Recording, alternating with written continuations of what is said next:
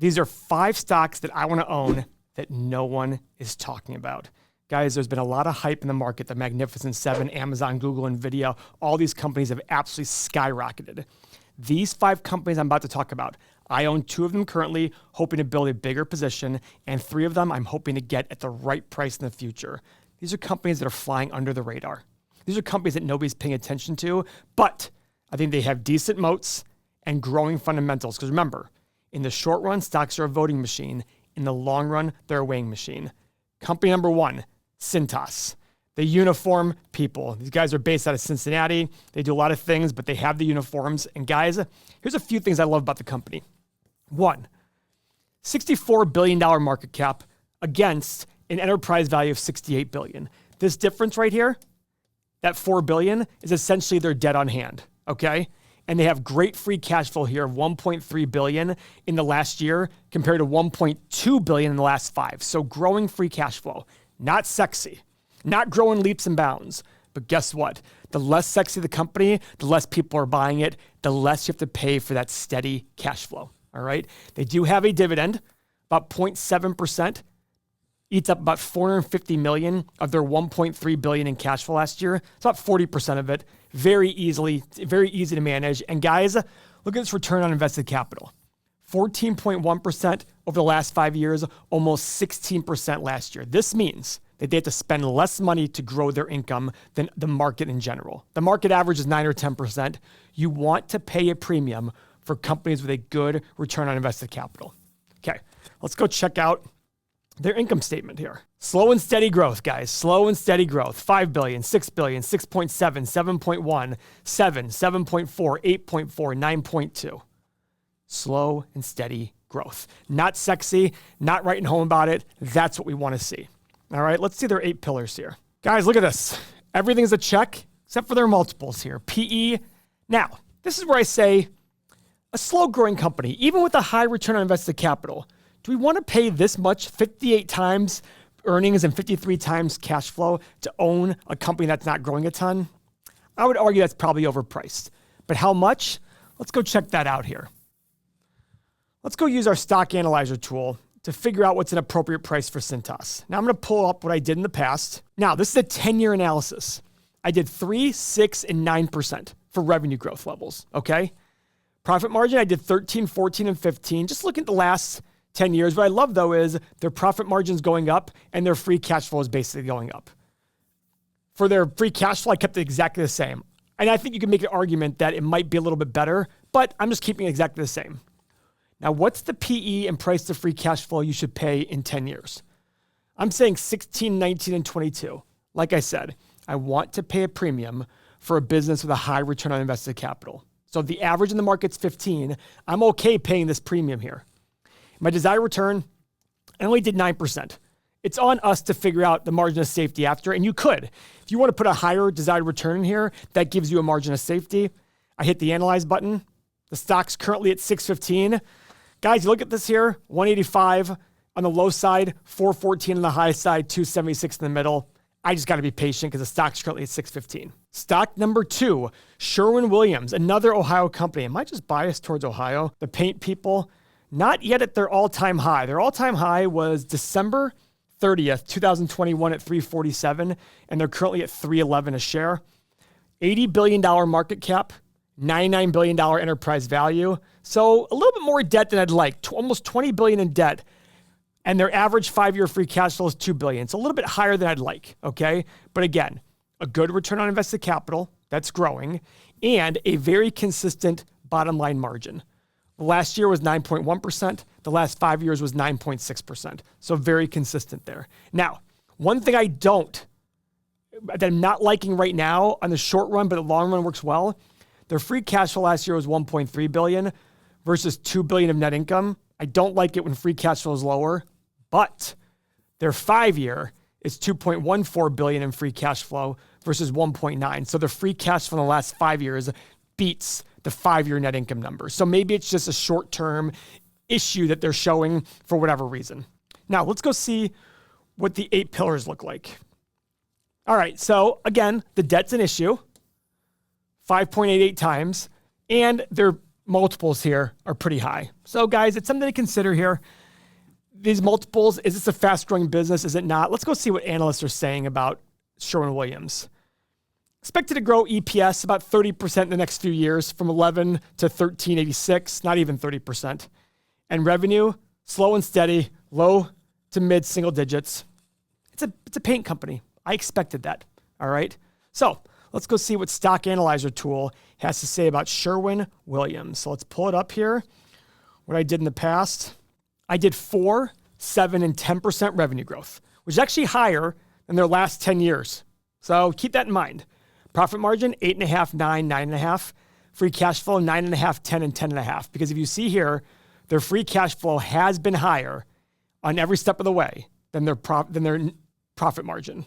So I like that. So I'm going to give them a premium for that. Now, what PE and price of free cash flow? I did 15, 18, and 21.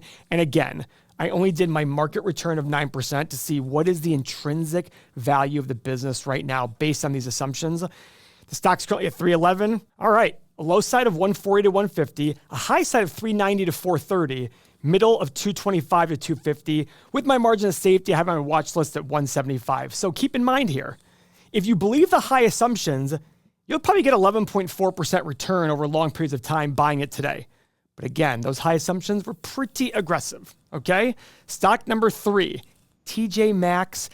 You guys who are watching, if you're a man, your wife's been there, your girlfriend's been there a ton. If you're a female, I'm sure you live there. It's a great company with still great retail situation. Going online and buying from TJMaxx isn't as easy based on how they buy, but it's a great place to find some really good deals on a lot of great things. The company's $113 billion market cap. Remember, they have a lot of leases, and that's why their enterprise value is $132 billion. That difference right there is debt.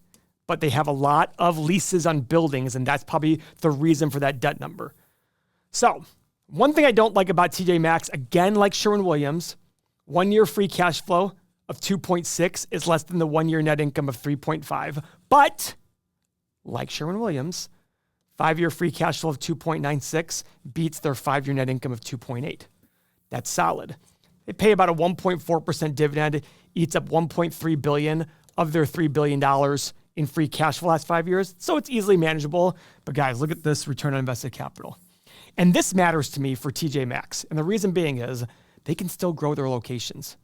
They can still add locations in growing markets. They're going to continue to do so. This tells me they do a good job of investing that money into new locations. So I love to see that. All right. I like these margins for a discount place. Better margins than Walmart at 28% gross margin. Bottom line, 7% in the last year, 6.4% in the last 5 years. Let's go see what the 8 pillars look like. Oh, wow. All right, so we have 6 checks, but again, X's on the valuation metrics. Everything else is a check mark. They're doing great overall as a company. Let's see what analysts are saying. Look at that upward trajectory of profit. Big time growth, double-digit growth every year on earnings per share, according to the analysts, and revenue growth of mid single digits, maybe a little bit on the high side, single digits. Okay, so it's about what I expected for a company like this. So what's the appropriate price to pay for TJMaxx? Let's pull it up in our stock analyzer tool that I had in the past. Revenue growth, even though they've consistently done over 6%, I did 3, 5, and 7. Profit margin, 6.25, 6.75, 7.25. And I kept free cash flow the same. Even though it was slightly higher in the 5-year mark, it was pretty even on the 10-year number. Now for PE and price of free cash flow, I went a little bit lower because it's retail, but I still think that TJMaxx has staying power in physical locations because of how they run their business. It's one-off sales, so you have to go there and really find it. And for 9%, so I did 14, 16, and 18 times earnings and free cash flow. And again, I did my 9% desired return. Hit the analyze button. The stock's currently at 98. I have a low price of 40, high price of 76, middle price of 56, okay? I have in my watch list of 50 to start looking at it. That's a fall of almost 50% from today. And for those of you who don't think that can happen, go look at all the great companies who've fallen over 50%. Berkshire Hathaway, since 1970, has fallen over 50% 3 different times. So just be patient. As you all know, I'm extremely passionate about our software and our community. I created the software specifically for me to use. I use it every single day, and it absolutely has made me a better investor. In addition to that, in the community, I get a lot of great ideas, and we talk a lot about the different ideas that we have in this community. So, of course, we have a great special going. $7 for 7 days gives you full access to our entire software, all the community. Over 16,000 people have signed up for this. Here's everything you get, guys. You get everything in the mobile app, all the 8 pillars, over 30 years of financial data and growing, stock analyzer tool, exclusive content, access to Mo and I, the real estate calculator, stock screeners, retirement calculator, which I think everybody should run at least a few times a year to make sure they're still on track for their retirement goals. But like I said, the biggest thing, thousands of like-minded community members you can have a conversation with. Again, $7 for 7 days. That's $1 per day. Go to everythingmoney.com to sign up. Now, stocks number 4 and 5 are 2 stocks that I own. Remember, don't buy a stock just because I own it or some other person on the internet owns it or even a super investor owns it. Use this as an opportunity to say, let me go research this and see if I like this company. But stock number 4 is Generac. Guys, these guys are a leader in generators. I love Generac. I own it. I bought it when it dropped to 80 something. It skyrocketed to 120. It's coming back down a little bit. Year to date, it's down about 10%, which I love because it allows me to buy stock at a cheaper price. Guys, look at this. Just a little over 2 years ago, it was at $524 a share. It's at $115 right now. This is what I'm talking about when I say use big falls as an opportunity to investigate companies. With Generac, I think the world of home remodeling and homework is going to slow down a bit, but use that to your advantage because the rest of the world does this to the stock. I sit there and I do this to the stock, all right? I get excited about this. You look at this and say, okay, this is a company that last year did $206 million in free cash flow, 231 on average in the last 5 years. So it's a little expensive here at $115 a share.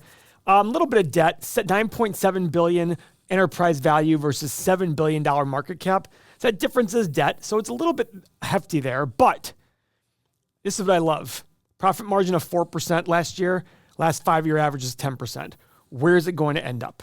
If it ends up in the 8-9% range, that's going to be pretty good for the company. The 8 pillars, not great, not awful. So I'm not, again, this is one of those companies where net income being down but cash flow being up is something I like to see. A little bit more debt than I'd like. So I will admit, of course, every company you buy isn't going to be picture perfect. So it has a little more debt and the price of free cash flow is struggling a little bit. Let's see what analysts think about this company. They're saying big growth in EPS from $7.46 a share this year to $12.50 in the next 4 years. So at $12.50, it's currently selling for less than 10 times what that EPS would be. Doesn't mean you should buy it because you hear 10. That's still 3 or 4 years from now. But they are expecting revenue growth every year.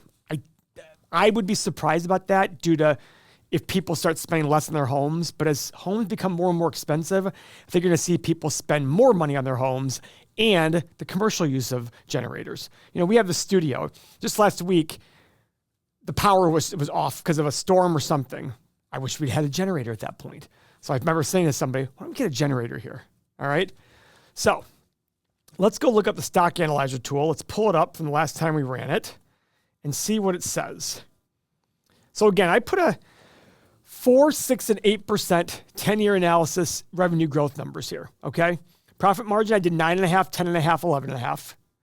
Free cash flow, 9.5, 10.5, 11.5. PE, big PE here, but I did 15, 18, and 21. Now, I did put my margin of safety in here, but I'm going to, again, go back to 9 across the board, assuming the market returns.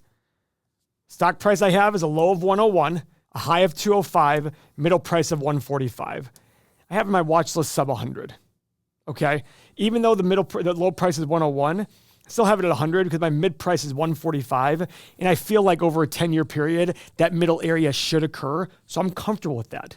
That's for me. So as the stock falls, I'm going to be buying more and more shares. Final stock, Sprouts Farmers Market, SFM. This is a company, this is a small grocery chain. Here are the things I love about it. They have 300 or 400 stores. They have the potential to have 12 to 1,500. Even if they get to 800 or 900, here's what I love. The profit margin here, 3.8%. Kroger and those guys are 1 to 2.5%. This is a specialty store with higher.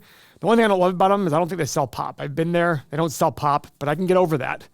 They just got a new CEO, the guy who used to run Dollar Tree or Dollar General. He's very big on maximizing revenue per square foot. I think he does a great job. The problem with this stock is it's skyrocketed on me. It's at $53 a share. I started buying in the low 30s, so I haven't bought as many shares as of late. But, I mean, gross margin of 36.8%. Let's pull up Kroger and see what Kroger is. Gross margin, 22%. Bottom line margin, mid-ones. So this is a specialty store. The thing I want them to focus on is don't get bigger than you should. Because a lot of times in the world of publicly traded companies, they start to expand. Once they get to their size they want to be, then they start saying, okay, how do we grow them further? I also like return on invested capital. It's not big. It's 10% about, but it's still growing. So it's going to kind of a little bit affect the results shown here in the short term. You saw Kroger was like in the 5 or 6% range or something like that. So let's go here. No dividend, which I love for a growing company. Analyst estimates. They actually have a little drop here. They're showing a drop here. I actually disagree with the analysts here. I don't know why they're reporting this, but they are. So more power to them. And with revenue increasing. So that's interesting to me. Revenue going up. Analysts expect EPS. Now maybe it's because of depreciating the stores they've built out. I don't know. But that's kind of odd to me that they have revenue growth of 6, 7, 8%. And the analysts are saying that profit's going to drop. But who knows? So let's pull up in Stock Analyzer tool, see what we find with it. I did 3, 5, and 7% revenue growth over the next 10 years. Profit margin, I did 3.2, 3.7, 4.2. This is probably a little high. What I should probably do is 3.2, 3.25, 3.75, and 4. Free cash flow looks a little bit higher.